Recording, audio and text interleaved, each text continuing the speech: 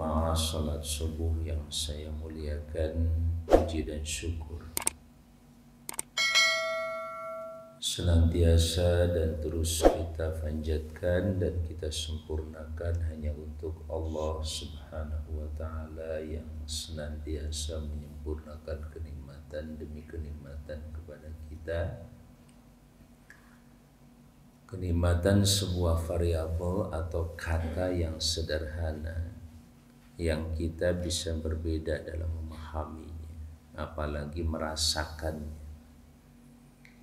Ya, dalam suasana seperti ini, yang nyender itu merasakan beda nikmatnya dengan yang tidak nyender. Betul kan? Tetapi ada yang lebih bermakna lagi dalam konteks ini, kembali kepada suasana batin dan hati kita sebenarnya. Itulah kenapa kemudian Islam senantiasa membimbing batin kita. Bicara batin itu terkait dengan hati kita, ya. Dan diberikan jaminan oleh Allah, bentuk dari kenikmatan hati itu adalah dengan iman. Iman itu memiliki dimensi yang sangat kaya dan luas sekali. Saya sering menyampaikan bagaimana kita coba kaji kata demi kata dalam Quran itu, sehingga kita bisa menangkap dimensi-dimensi yang terdapat di dalam kata ini. Kalau kita mengacu lagi kepada kata iman, lagi-lagi nih pemasri kita ingin mencoba menggali, ya ayyuhalladzina amanu. Ini sudah berapa session nih, sudah berapa subuh kita bicara aman. Sampai saya wafat juga kayaknya nggak bakal habis pembahasan tentang aman, karena dimensinya begitu luas dan begitu kaya. Kita ambil dari etimologi, misalkan secara etimologis kosakata amana itu berasal dari amina ya'manu. Amina ya'manu amnan wa amanun, ya. Amin kemudian makmun, ya.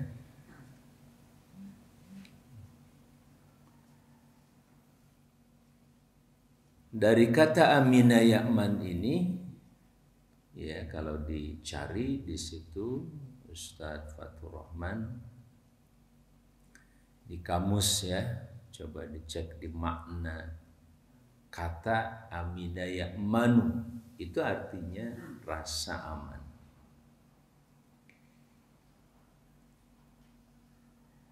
Bahwa Allah Subhanahu wa ta'ala menguji manusia itu bisyai'im minal khawfi wal ju', yang intinya dari kalimat itu pun wallahu alam terdapat penekanan pada kata syai'im minal khawfnya. Sesuatu itu bisa sedikit, ya, sesuatu berupa rasa takut. Allah menguji manusia ini dengan sesuatu berupa rasa takut. Yang pertama disebutkan ujian itu memang ketakutan. Takut gak makan, takut gak bisa ini, gak bisa itu, dan lain sebagainya. Rasa takut itu penting, tapi jangan berlebihan. Kalau berlebihan nanti akan mengakibatkan kesananya itu malah tidak bisa ngapa-ngapain karena terlalu takut. Kekhawatiran terhadap sesuatu, misalkan kalau dulu pernah belajar, ya, dengan salah satu dosen di Libya tentang masalah tarbiyah pendidikan, itu ada psikologi pendidikan terkait dengan masalah al-qalaq,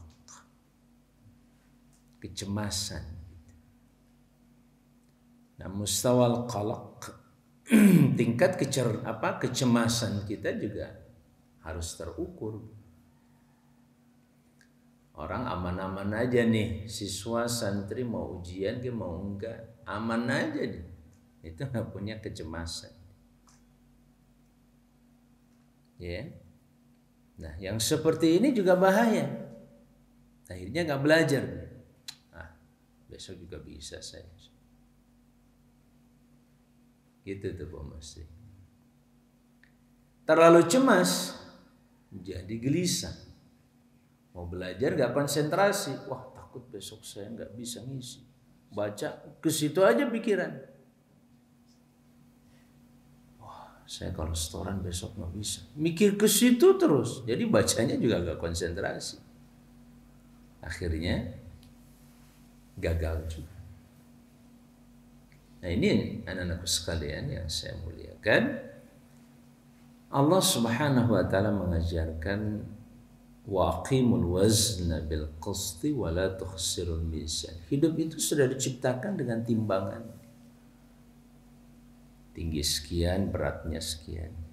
Ternyata kalau melampaui repot juga. Dan saya mengalami itu dalam berat badan.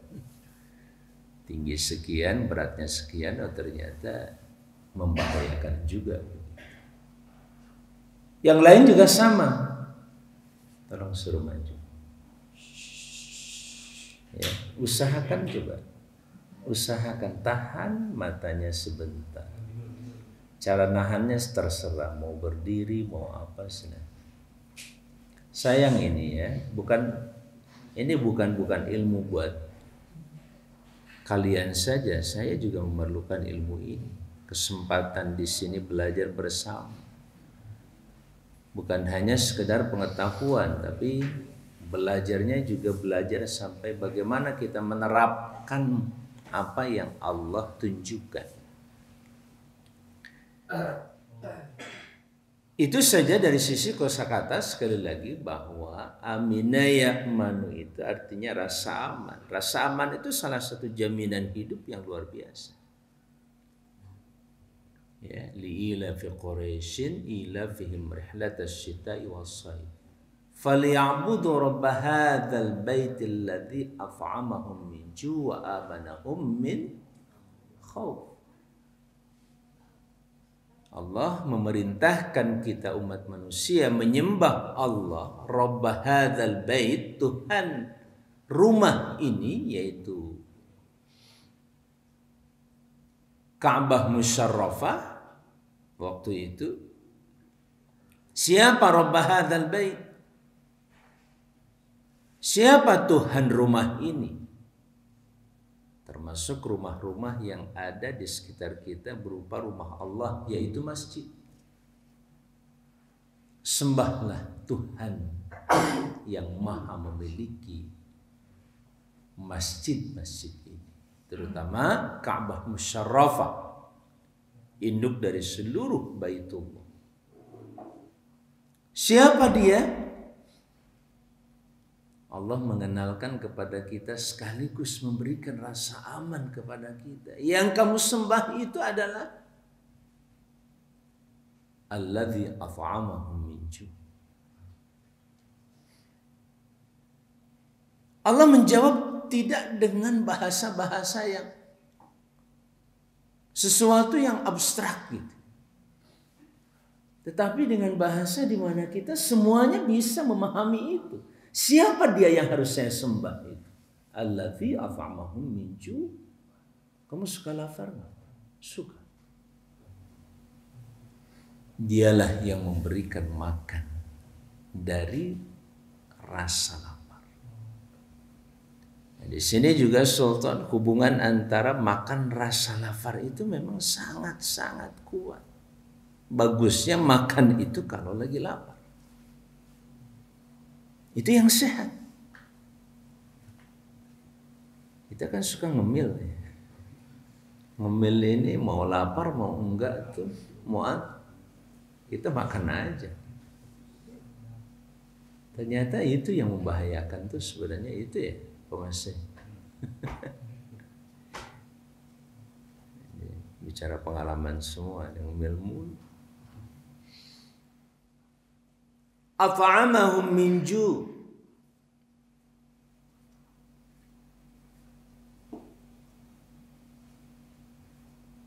Dan itu yang merupakan kunci-kunci ujian manusia. Kunci utama ujian manusia itu di situ. Tadi kan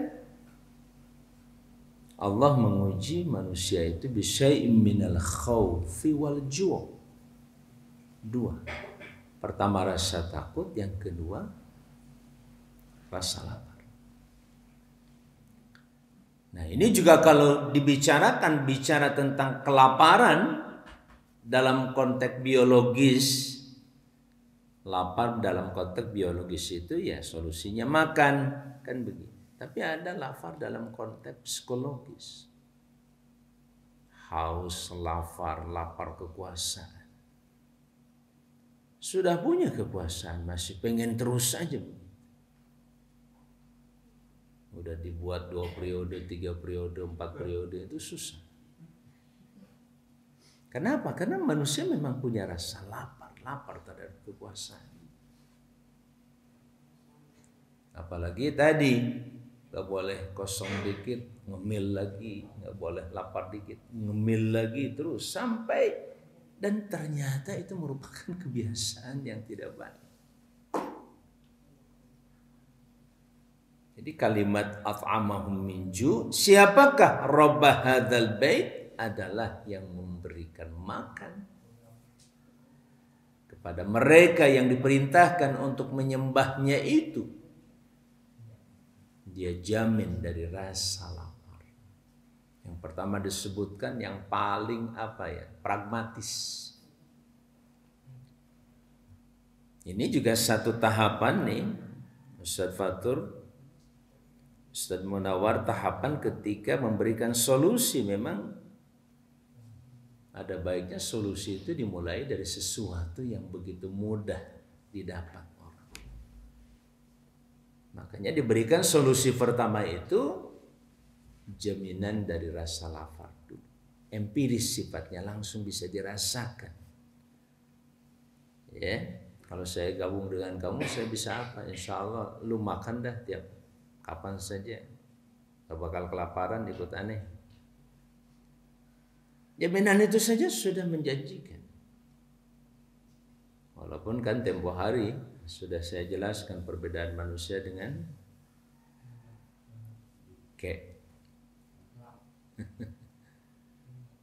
ya, tetapi tetap Allah Azza wa Jal sebagai yang maha menciptakan manusia, tahu persis kebutuhan manusia, maka Allah juga memberi solusi pertama, jaminan hidup itu dari hal-hal yang secara langsung pragmatisme yang dirasakan oleh manusia itu, Ustaz Yusuf.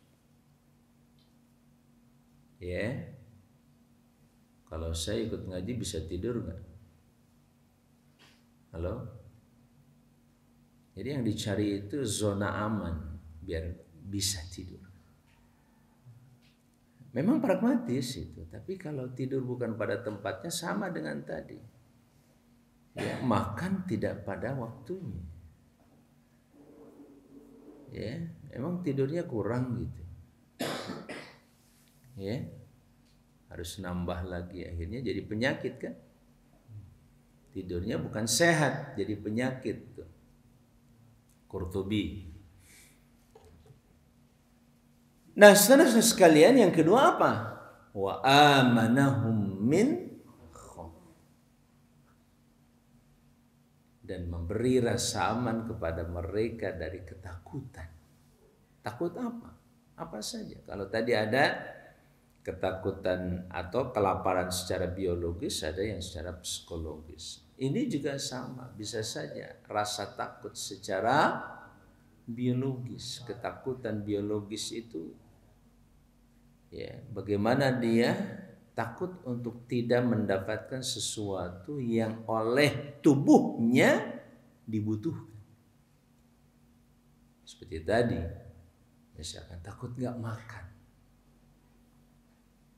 Dan ini menjadi apa? Problematika dan persoalan sekarang itu di situ. Persoalan ekonomi. Ya. Takut tidak makan. Awalnya dari situ. Akhirnya merembet ke yang lain. Takut tidak dapat pekerjaan. Kalau nggak ada pekerjaan, nggak dapat duit. Kalau nggak dapat duit, nggak makan. Ujungnya ke situ lagi. Ya, nah, saudara-saudara sekalian yang saya muliakan, Sultan takut gak bisa tidur, nggak usah khawatir. Ya, ini kadang-kadang dalam konteks kita menyiapkan sarana prasarana juga begitu. Kadang orang tua anak berkunjung ke sini lihat ruangan, waduh, anak saya takut gak bisa tidur nantinya. Lo kok datang ke sini yang dicari adalah tempat tidur. Punten ya, punten nih. Kalau disiarkan ini sekedar mengingatkan aja. Tidak sedikit orang yang datang ke sini itu yang dicari adalah fasilitas. Fasilitas zona nyaman, bukan fasilitas tempat belajarnya dulu. Di mana kami belajar? Saya bilang di masjid. Nggak ada perpustakaan. Masjid itu lebih dari sekedar perpustakaan. Beyond library. Karena masjid itu tempat paling suci di muka bumi. Ya. Azkal amkinah, atharul amkinah. Tempat yang paling suci di muka bumi itu adalah masjid. Tempat kita mensucikan diri. Fihi rijalun yuhibbuna ayyatahharu. Ada yang lebih baik tempat belajar selain masjid. Itu alasan salah satunya kenapa saya tidak mengembangkan yang lain-lain. Masjid yang kita kembangkan lebih enak, nyaman. Ya, kadang-kadang saking nyamannya itu lagi baca aja bisa tidur. Di luar sengaja tidak dibikin AC, tidak disiapkan AC. Di masjid disiapkan AC. Supaya kalian lebih betah di masjid. Tapi kadang salah digunakan. Lebih betah di masjid itu Fatih jadi lebih nyaman di masjid. Untuk apa? Tidur. Lagi ngaji aja tidur. Yang repot lagi sholat ngorok. Halo? Ada di sini? Ya kira-kira aja lah baca masing-masing. Saya termasuk di dalamnya atau tidak ya? Begitu. Perhatikan sekali. Dua konsep ini. Kalau sedikit dikembangkan dalam teori sosiologi misalkan. Atau politik termasuk. Ketika Allah sebagai Rabb hadzal bait yastakhlifun nas, mengangkat manusia sebagai khalifahnya, mandatori, pengemban mandat. Diberi amanah oleh Allah mengelola bumi ini. Misalkan sejengkal bumi, 2 jengkal 100.000 meter, 1 hektar, 2 hektar, 1000 hektar, 200 juta hektar seperti Indonesia misalkan. Diberikan amanah mengelola ini sama. Af'amahum min ju' wa amanahum min khauf. Dua itu kalau terpenuhi orang gak peduli dia siapa. Mohon maaf kadang-kadang ada penjahat sekalipun tapi dermawan. Ya, atau pencuri. Mencurinya itu untuk masyarakat umat. Ada nggak dulu? Siapa tuh? Robin Hood, siapa lagi? Hah? Kalau di Indonesia, Betawi, si Pitung. Konon katanya si Pitung itu hebat. Silatnya juga hebat tuh. Tapi buat mencuri salah satunya. Dia curi harta. Tapi curiannya tidak untuk pribadinya. Karena harta itu memang diambil ya secara rakus oleh pemerintahan waktu itu, ya, khususnya oleh Belanda, sampai dia bawa ke Belanda. Bayangkan puluhan tahun atau ratusan tahun menjajah Indonesia. Wajar kalau di Belanda itu sekarang kayu-kayu ulin yang dari Kalimantan tuh, kayu besi itu sampai hari ini masih numpuk di sana, dan itu jauh lebih baik dibandingkan dengan beton. Kayu-kayu ulin itu masih numpuk di Belanda kalau saya ke Belanda. Sungai-sungai itu pinggirannya dipagarnya oleh kayu besi. Ya, buat apa tuh? Kapal, dermaga kapal terutama. Bukan dermaga juga kalau lingkungannya perumahan. Karena rumah di sana kalau ada sungai itu tidak membelakangi sungai, tapi menghadap ke sungai. Jadi secara sosiologis dan psikologis kalau melihat sungai ketika ada bencana atau apa dia cepat. Kalau ngebelakangin rumah, tiba-tiba air sudah melimpah. Kalau ada di depan, sudah kelihatan, wah air naik. Apakah kita lari atau kita atasi? Makanya di sana alhamdulillah, air itu kalau hujan itu paling naik 10 cm aja. Jarang. Padahal kamu tahu Amsterdam itu tidak kurang dari 5 meter di bawah laut. Ya, namanya juga Amsterdam, dam itu bendungan, ibarat bendungan yang dikeringkan begitu. Laut sana, dan itu tidak pernah kebanjiran. Hebat. Sains dan teknologi, irigasi, teknologi luar biasa. Nah begitu halnya dengan seorang penguasa sekali. Kadang-kadang hari ini orang gak peduli. Mau sistem kerajaan. Seperti Belanda masih kerajaan. Inggris. Di Indonesia kesultanan misalkan. Itu kan mirip dengan seorang raja. Dalam konteks kehidupan kadang orang gak terlalu peduli mau pakai kerajaan namanya, mau republik, yang penting dua tadi terjamin. Satu welfare, yaitu kesejahteraan, terutama makan mereka itu tidak kekurangan. Makanya kedaulatan pangan itu yang pertama harus dijaga dan dipertahankan. Kedaulatan pangan. Ketika pangan kita sudah diambil kedaulatannya dan kita tidak berdaulat, tidak punya kekuasaan membeli, menjual, semuanya dikendalikan oleh pasar dunia, terutama melalui impor dan lain sebagainya. Akibatnya pasar nasional atau pasar lokal itu jatuh.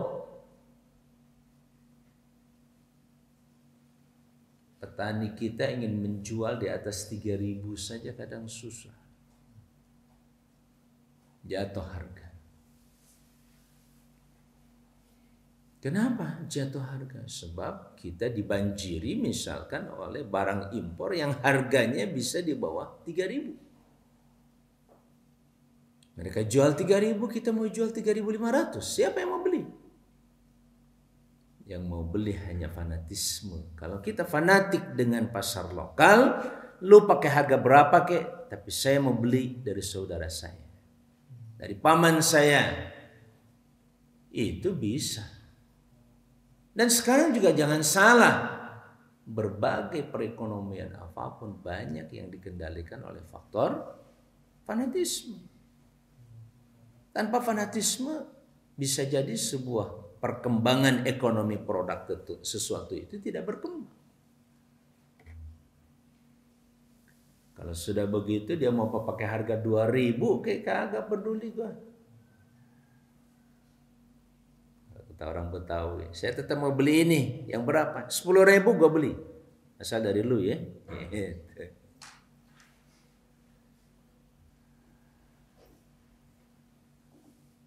Saudara-saudara sekalian yang saya banggakan dan saya muliakan, seperti itu. Coba dari mulai urusan sederhana makan minum sampai kedaulatan negara. Itu ya, cara memahami tingkat critical thinking itu bisa dilakukan dengan proses seperti itu. Jadi saat ini siapa yang menguasai pangan, dan ini akan terjadi krisis, Fatih. Bukan akan terjadi, sudah mulai terjadi. Krisis pangan itu dahsyat. Kalau pangan sudah terjadi krisis, ancaman perang itu paling cepat. Sekarang pun beberapa negara yang tidak percaya kepada Tuhan yang Maha Kuasa, apalagi kepada Allah Subhanahu wa Ta'ala, itu banyak berpikirnya, waduh, kita harus siap-siap, ini akan terjadi krisis pangan tahun sekian, maka dia menanam sebanyak-banyaknya. Kalau tidak bisa, dia beli sebanyak-banyaknya dari luar. Kalau tidak mungkin, dia cari lahan di luar negaranya dan dia kuasai, dia beli. Untuk apa? Mengamankan pangan dia dan negaranya. Bisa. Dan persoalan ini sempat terjadi juga di masa Nabi Allah Yusuf alaihissalam. Bayangkan krisisnya terjadi 7 tahun. Dan itu sah. Kalau kita bisa memprediksi, misalkan hitung-hitungan pangan itu akan krisis sekian tahun yang akan datang, oke. Apa yang bisa kita lakukan hari ini? Makanya raja waktu itu ketika diantisipasi dari analisa mimpi bahwa akan terjadi, dan ini kan bagian daripada perencanaan Allah, mengilhamkan dalam bentuk mimpi kepada siapa? Kepada salah seorang makhluknya, raja waktu itu, raja di Mesir. Kemudian ditakwil, ditafsirkan dan diartikan mimpi itu sebagai bencana yang bakal terjadi, dan sekaligus solusinya dengan gambaran 7 ekor sapi yang gemuk memakan 7 ekor sapi yang lapar. Kalau 70.000 itu dipecah misalkan menjadi berapa kepala keluarga? 60.000 di sini, jadi berapa kepala keluarganya? 40.000. Kepala keluarganya berapa? Ya perkiraan lah sekitar, kalau bisa 2/3-nya, bisa juga separuhnya ya. Separuhnya aja hitunglah ya. Kalau 60.000 ya separuhnya sekitar 30.000. Kalau satu hari satu kepala keluarga itu 1 kilogram, berarti berapa? Dibutuhkan 30.000 kilogram per hari. 30 kilogram per hari itu sama dengan 30 ton. Betul. Ini ngitungnya gimana sih nih? Dik, bisa ngitung nggak? Kali-kalian bagi-bagian, itu harus mateng dulu tuh. Ya 30 ton itu kalau dibagi ke sawah, Pak Masri, kalau per sawah itu misalkan produksi satu musimnya adalah 5 ton gabah, ini 5 ton gabah. Oke lah, jangan 5 ton gabah, 5 ton beras saja misalkan, ketika dengan nutrisi yang bagus, kemudian satu hektar sawah itu misalkan bisa memproduksi 7 ton umpamanya atau 8 ton. Jadi diperkirakan berasnya itu sekitar 5 ton. Kalau 30 ton tadi dibagi 5 dibutuhkan 6 hektar. Jadi kita harus bisa menanam 6 hektar. Untuk berapa? Halo? Untuk 1 hari. 1 hari itu 6 hektar. Kalikan 7 tahun. 365 hari kali 7. Hitung sendiri ya.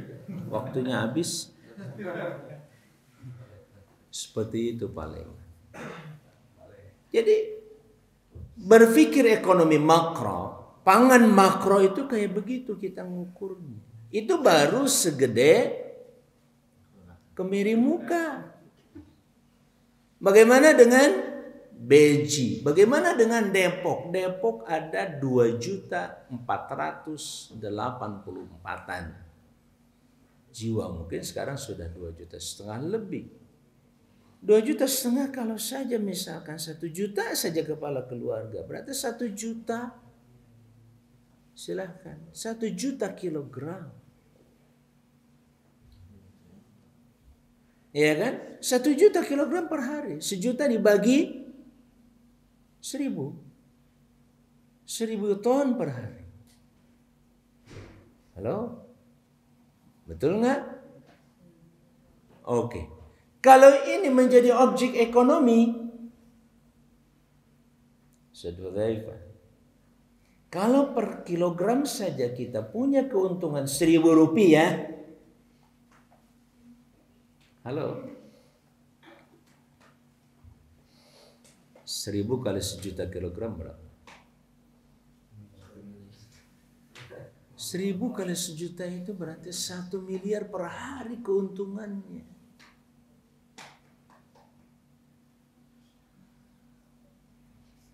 Tiga 30 hari berapa? 30 miliar. Pertanyaan saya, kemana keuntungan ini hari ini? Siapa yang menikmati keuntungan itu? Keuntungan ekonomi dalam negeri khususnya baru satu item yang namanya beras. Bagaimana dengan gula, bagaimana dengan lauk, sembako, segala macam. Ayo, ngaji ini dibuka. Berpikir kita dibuka. Coba, Handis, mana Handis? Nggak kelihatan. Nah, rupanya nunduk dia. Saking khusyuk. Jadi saudara-saudara sekalian yang saya banggakan, saya melihat. Coba lihat, perhatikan. Itu baru dari satu ya. Yes, baru satu. At'amahum min ju'. Bagaimana dengan amanahum min khauf? Amanahum min khauf, manusia sampai harus membangun teknologi pertahanan, keamanan. Mulai dari ketertibannya melalui satu tim yang namanya kepolisian, kemudian dibangun lagi militernya segala macam. Itu hanya untuk menyelesaikan amanahum min khauf. Nabi SAW pun mencontohkan kepada kita menyiapkan armada, menyiapkan militernya, menyiapkan pasukannya. Nabi mencontohkan itu kepada kita. Untuk melindungi, memprotek negara dari ancaman luar. Kalau Allahu al-Ahad, Allah sendirian aja. Makanya dari sejak awal saya sering menyampaikan kalau pengantar khutbah itu di situ. Saya sangat menikmati kalimat itu. Alhamdulillahi wahdah. Ya Allah, segala puji hanya untukmu sendiri. Itu mengingatkan tuh Hamzah supaya kita tidak pernah memuji siapapun kecuali hanya Allah saja. Kalaupun saya muji orang, karena memuji Allah. Allah telah membuat dia begitu hebat. Segala puji bagimu ya Allah. Baru saya muji, Masya Allah, Sultan ini luar biasa. Ya, tapi saya menyebut Sultan, tapi saya ingat kepada Rabbus Sultan, Tuhan Sultan itu siapa? Allah.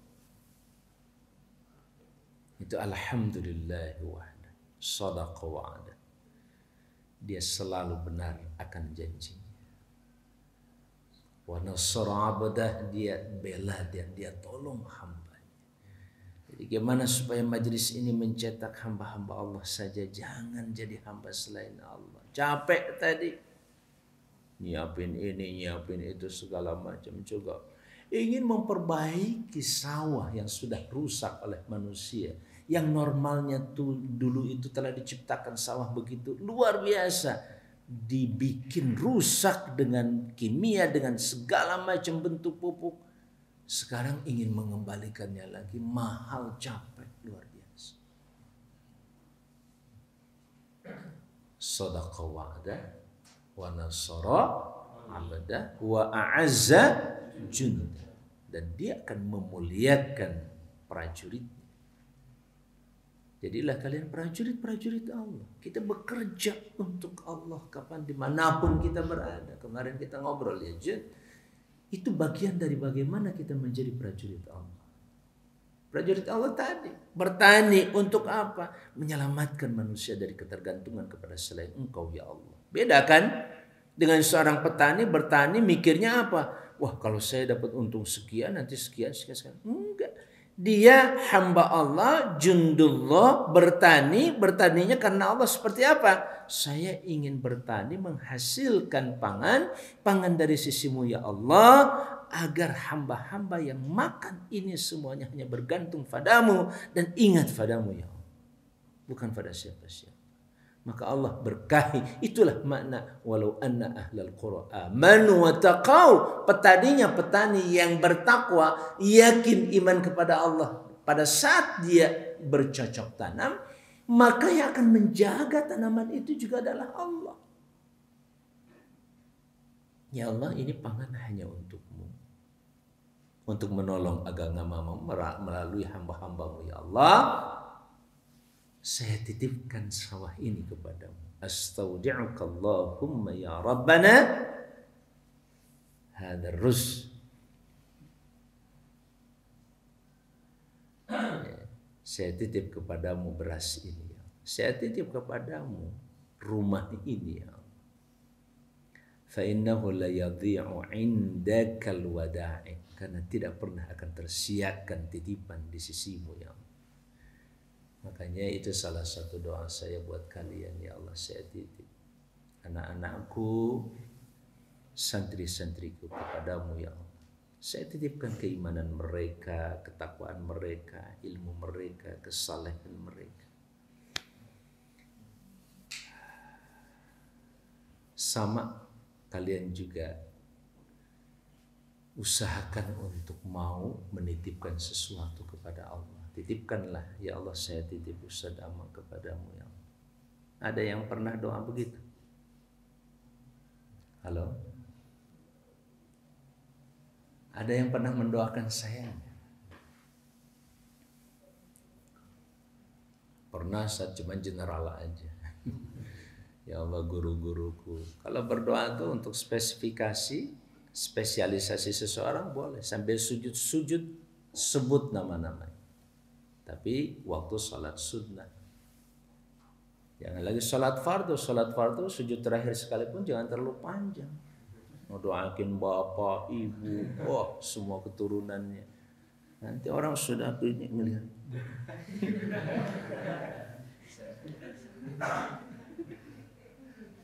Orang jadi batal tuh sholatnya.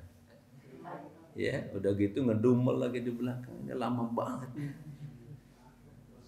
Paham? Kalau lagi sholat fardu jangan. Kecuali sholat sunnah kita sudah sepakat mau lama atau enggak. Kalau lagi sholat sunnah kita sepakat. Ya, apalagi sholat sunnah sendiri, silahkan tuh sujudnya 1 jam juga, no problem. Situ sebut nama-nama orang terbaik di antara kamu, mulai dari ayah, bunda, guru, musyrik, musyrifah, semua. Bila perlu disebut namanya di situ, boleh. Itu Fajar, Zaki.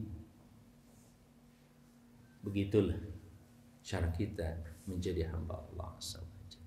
Itulah ya ayyuhalladzina amanu. Sebenarnya saya membuka ini mau membahas ayat yang ke-11 dari surat Al-Mujadilah. Ya ayyuhalladzina amanu idza qila lakum tafassahu fil majalisi fafsahu yafsahillahu lakum.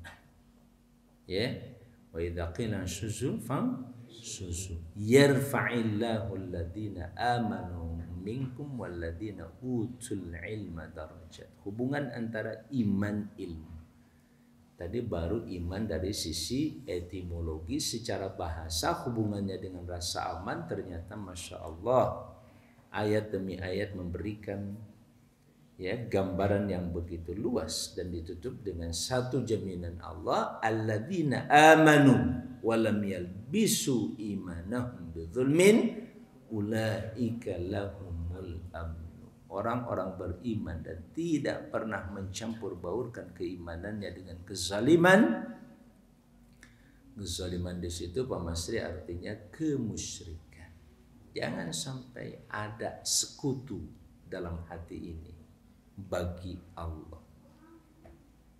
Ya, sekutu selain Allah kepada Allah. Sekutu di mana tadi? Kemarin sekutu dalam rahmatnya, sekutu dalam kekuasaannya, sekutu di dalam rezekinya, sekutu dalam cara membuka hati ini. Ya Fattah. Waduh, kalau nggak dibuka sama Ustadz nih, ini gak hebat. Salah. Ya Fattah. La Fattaha illallah. Kan? Ya, yang maha membuka hati, pikiran, jiwa ini ya Allah. Kalau bukan karena Engkau, otak ini nggak bisa berbuat apa-apa ya.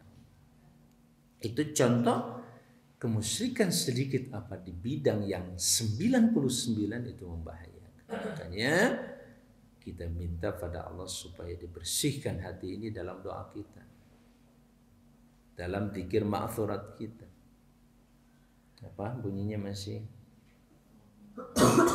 Allahumma inni a'udzubika min an nusyrika bika syai'an na'lamu. Ya Allah, saya berlindung kepadamu dari mempersekutukanmu terhadap sesuatu yang kami tahu. Itu juga redaksinya dahsyat, beda. Wa nastaghfiruka, boleh saja sudah terjadi. Siapa? Tadi. Makanya ketika turun ayat tadi, gelisah para sahabat. Dianggapnya kezaliman itu kezaliman yang umum. Sampai mereka mengatakan kepada Rasulullah, ya Rasulullah, sudah turun ayat ini, sambil nangis. Kata dia, ayyuna la yadhlim nafsa wa lam yadhlim nafsa. Di mana? Siapa di antara kita, mana di antara kita yang tidak pernah zalim pada diri sendiri ya Rasulullah? Karena Allah mengatakan siapa yang tidak mencampur baurkan keimanannya dengan kezaliman, untuk mereka itulah rasa aman. Jaminan rasa aman dalam hidup itu dahsyat luar biasa. Sampai oleh sahabat itu takut kalau dicabut rasa aman oleh Allah. Dan itu bisa terjadi kalau terjadi kezaliman. Makanya mereka gelisah, termasuk Abu Bakar.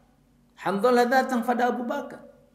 Akhirnya rame-rame datang pada Rasulullah. Ya Rasulullah, sudah datang ayat ini. Mana di antara kami yang tidak pernah zalim pada diri kami sendiri ya Rasulullah? Abu Bakar, orang yang paling soleh setelah Nabi Muhammad SAW, merasakan kekhawatiran, takut kalau tidak dapat jaminan rasa aman dari Allah. Kenapa? Dia merasa dirinya masih zalim terhadap dirinya sendiri. Bagaimana dengan kita? Allahu Akbar. Akhirnya kata Nabi, tidakkah kalian tahu firman Allah, inna syirka la dzulmun adzim. Maksud dari kezaliman di situ adalah kemusyrikan. Kalau kezaliman sehari-hari mungkin terjadi, tapi kalau kemusyrikan tidak ada toleransi. Makanya di situ kita minta wa astaghfiruka lima la na'lamu. Saya minta ampun padamu dari kemusyrikan yang kami tidak tahu. Kalau yang tahu, lindungi kami. Kalau kami tidak tahu bahwa itu sudah terjadi pada kita, Zaki, kita minta ampun pada Allah. Saudara, seperti itulah nilai demi nilai yang dahsyat luar biasa. Insya Allah, dan mudah-mudahan Allah terus membimbing kita dalam keimanan kepadanya. Itu sajalah. Kalau saja Pak Masri target Ramadan ini satu aja, ya Allah, sempurnakan iman hamba. Satu aja. Ya, makanya jangan tidur, Cep. Nggak apa-apa direkam juga, Cep, nanti. Jangan diedit, Cep. Jadi seperti itu ya, Pak Masri. Target kita satu aja deh. Ramadan ini targetnya satu, muhandis, ya, rizki. Targetnya satu aja, ya Allah, sempurnakan iman hamba. Kalau Allah sempurnakan iman, maka Allah sempurnakan yang lain-lain. Sebab itu kata kunci dari seluruh amal saleh kita, imanan wahtisaban. Kalau sudah hanya iman kepada Allah, maka harapan pun tidak kita minta dari siapa-siapa kecuali dari Dia saja. Saya tidak minta apa-apa dari Ramadan ini kecuali hanya dari sisimu ya Allah. Sudah. Itu ya Ustaz. Ya. Kalau Ustaz minta jodoh hari ini juga minta pilihan Allah. Halo, entah Ustaz yang mana ini? Allah. Terserah yang mana, kecuali Ustaz Zaid. Baik, saudara-saudara sekalian, saya cukupkan dan kita langsung membaca ma'thurat. Walaupun kita baca, nggak apa-apa, lewat juga insya Allah. Mudah-mudahan tetap dalam posisi dan keadaan dzikir kepada Allah Subhanahu wa taala, sehingga nanti begitu kita sholat 2 rakaat mudah-mudahan kalau ibadahnya tidak ada persoalan, artinya sudah banyak ayat maupun hadits yang menjelaskan tentang indahnya dzikir atau ibadah dzikir sesudah sholat subuh atau ba'da sholat subuh. Tapi rangkaian seperti yang dikemukakan kemarin dalam sebuah hadis, mulai dari man sholla, ya sholat al-fajri, siapa yang sholat yaitu sholat al-fajr dalam keadaan berjamaah, kemudian dia duduk di mushollanya, tempat duduk tempat sholat tadi. Tempat sholat di sini oleh para ulama digambarkan pertama di tempat duduk tadi sholat, itu yang paling valid. Tapi selama dia ada di musholla, di masjid, walaupun bergerak ke sana kemari, selama dia tetap berzikir pada Allah atau ibadah kepada Allah, dengan silahkan variasi ibadahnya seperti apa, zikrullah khusus atau dengan ceramah, dengan mengaji Quran dan lain sebagainya. Kemudian dia sholat 2 rakaat nanti setelah asyraqat asyamsu, begitu matahari kurang lebih sekitar 1 tombak terbit, kita sholat 2 rakaat, maka baginya adalah pahala umroh dan haji yang sempurna dan sempurna. Kronologi itu dan pahalanya terkait dengan hadits itu, memang haditsnya la ba'sa bihi, kata Syekh bin Baz misalkan. Haditsnya tidak menjadi masalah untuk dijadikan sebagai fadhailul a'mal, merangsang kita untuk mau bekerja, berbuat dengan harapan. Karena tadi manusia itu sangat terkait dengan harapan. Dia punya harapan apa? Siapa yang duduk dan mengikuti kajian dengan baik sampai sholat subuh misalkan, maka baginya 1 orang 1 juta. Ada yang mau keluar nggak dari sini? Nggak ada, 1 juta. Tiap pagi lumayan, ya. Nah ini lebih dari 1 juta, ya Pak Masri, lebih dari 1 juta. Hajjatan wa umrotan tamah. Coba kalau haji umroh berangkat sekarang berapa ratus juta? Bisa 100 juta, bisa 200 juta, ya tergantung jajan di sana. Ya mau berapa? Tapi minimum kalau umroh itu sekitar 30 juta kita dapatlah umroh. Fasilitas bagus di sana. Seperti itu anak-anakku sekalian. Tapi kita lanjut dengan ma'thurat insyaallah. Dari saya dicukupkan sekian. Hadanallahu wa iyyakum ajma'in. Wa nastaghfirullahal azim. Wassalamualaikum warahmatullahi wabarakatuh.